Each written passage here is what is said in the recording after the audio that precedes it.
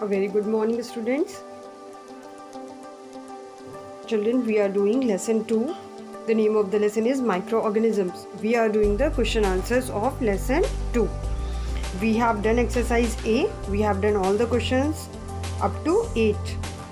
And today we will start with the B part of the exercises, that is answer briefly.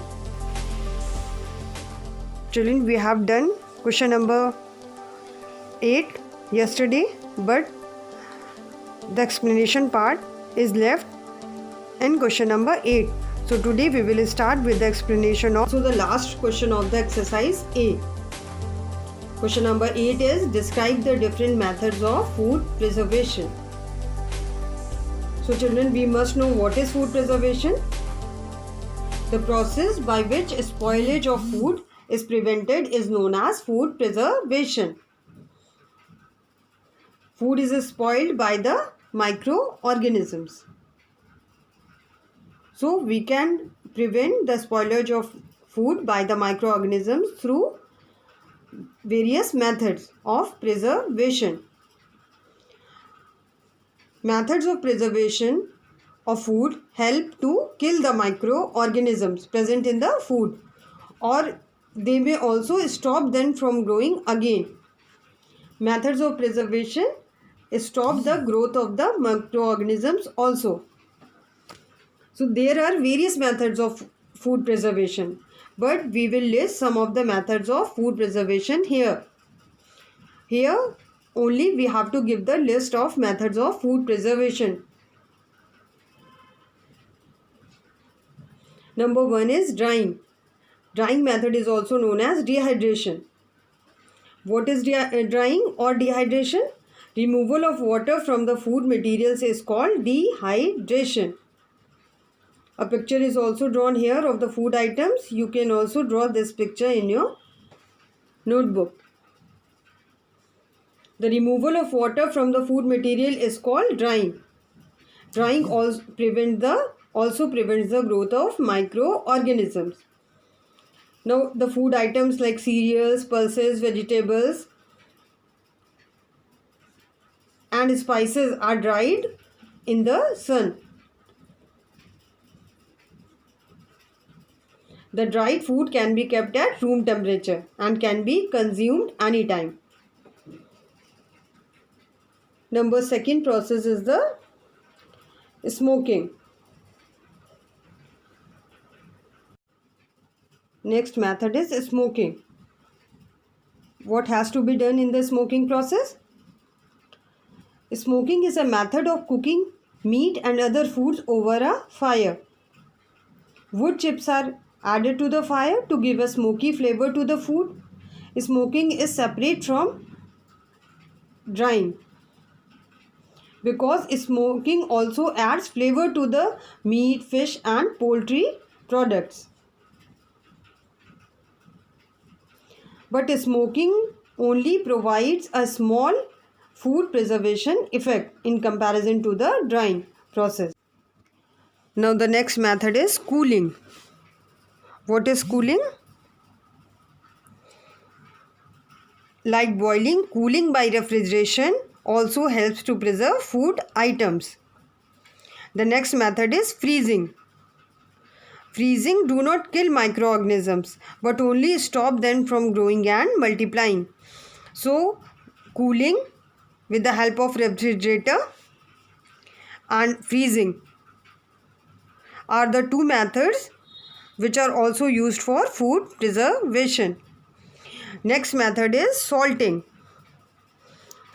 Many food items are preserved by adding salt or sugar. This method is known as salting method.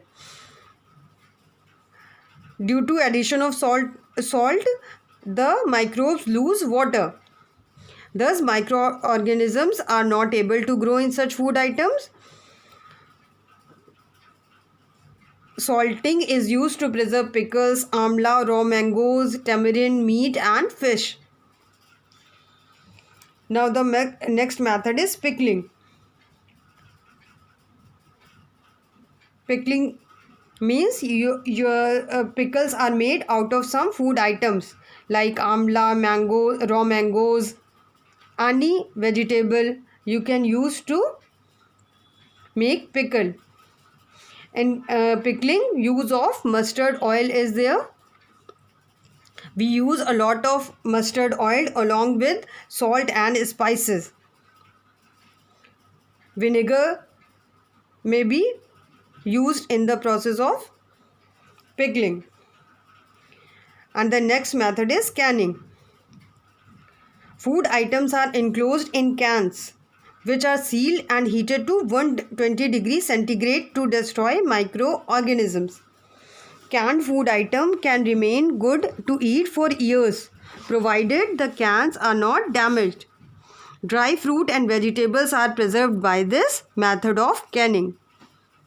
Canning require proper storage and packing. Now children, moving to the exercise B, which is answer briefly. First question is, where are microorganisms found in nature?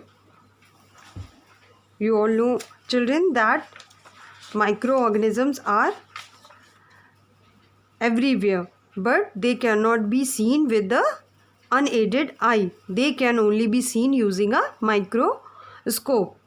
So these are known as microorganisms. The world is full of living things that are too small to be seen, and these living things are known as microorganisms. Now answer of this question will be,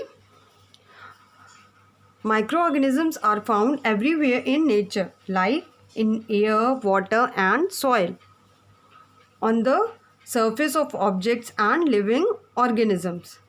Third is inside the bodies of animals including humans.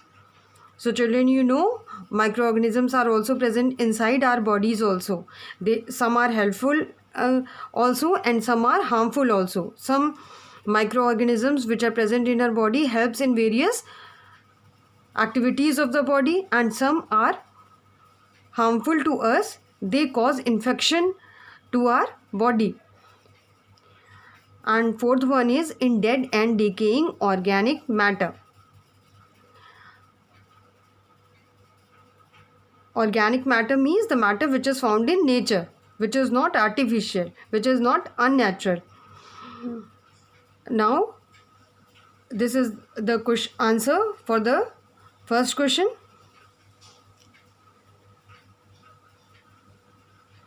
You may also draw the diagram of microorganisms here. Now the children, question number 2 include, how does the bacterium Lactobacillus help in the curd formation? So the answer is, milk contains a sugar called lactose. Bacterium Lactobacillus converts the lactose into lactic acid.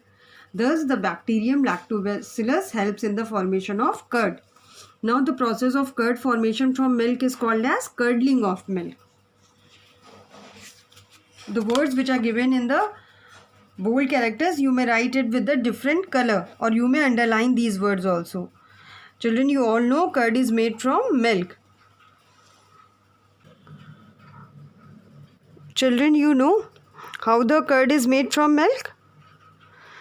What you have to do is, you simply add a little amount of curd to the warm milk.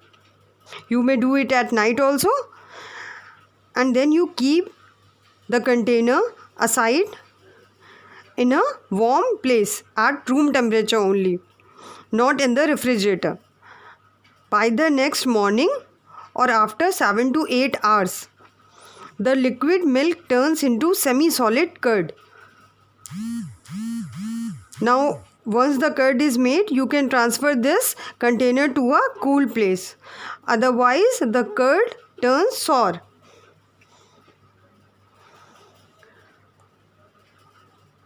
How the curd is formed?